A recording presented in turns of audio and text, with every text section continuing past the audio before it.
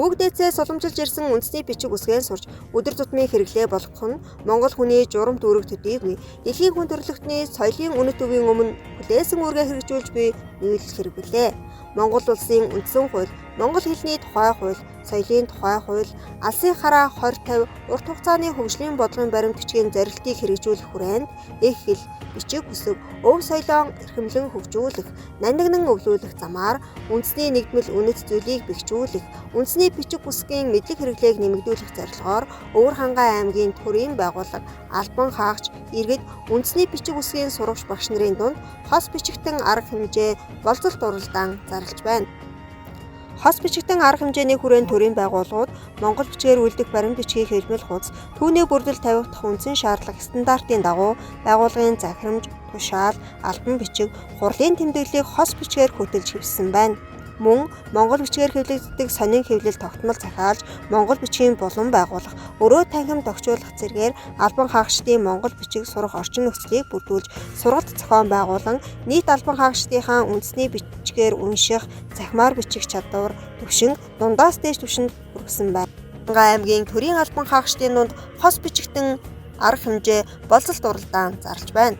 Хос бичигтэн албан хаагч шалгаруулах уралдаан 2 үе шаттай зохион байгуулагдах бөгөөд 1-р шатны шалгаруулалтыг сум байгууллагатай зохион байгуулж 2-р шат нь 15 ба түүнээс доош албан хаагчтай бол 3, 16 ба түүнээс дээш албан хаагчтай бол 5 албан хаагчийг тус оролцуулна. Хос бичигтэн албан хаагч шалгаруулах уралдааны 2-р шатны шалгаруулалт 2025 оны 6-р сарын 30-ны өдөр 10 ихэр суманд зохион байгуулагдах бөгөөд шалгуур үзүүлэлтийг хамгийн сайн хангасан албан хаагчдыг шагнаж урамшуулна. Боловсролын сургуулийн Монгол хэл бичгийн багш болон Монгол бичгийг өндөр түвшинд эзэмссэн иргэн төрийн албан хаагчдын дунд үндэсний бичгийн сурагч багш шалгаруулах арга хэмжээ болцолт уралдаан зарлаж байна.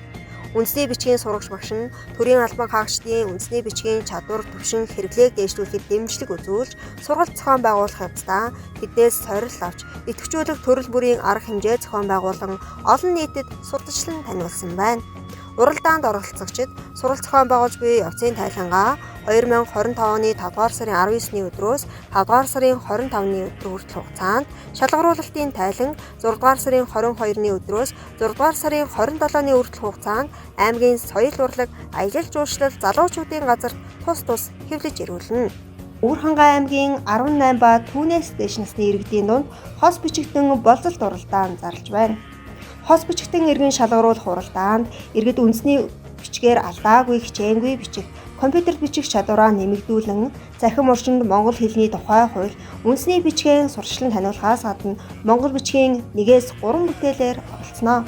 Шалгаруулалтыг 2025 оны 6-р сарын 30-ны өдөр 10 ихэр суманд зохион байгуулна. Түүний зохион байгуулагч хэлний бодлогын үндэсний зөвлөлийн аймгийн салбар зөвлөл, аймгийн засаг даргын эрхлэх хүрээний агентлаг, соёл урлаг, аялал жуулчлал, залуучуудын газар, хамтран зохион байгуулагч, аймгийн боловсролын газар, насан туршийн суралцахын төв, аймгийн төв номын сан,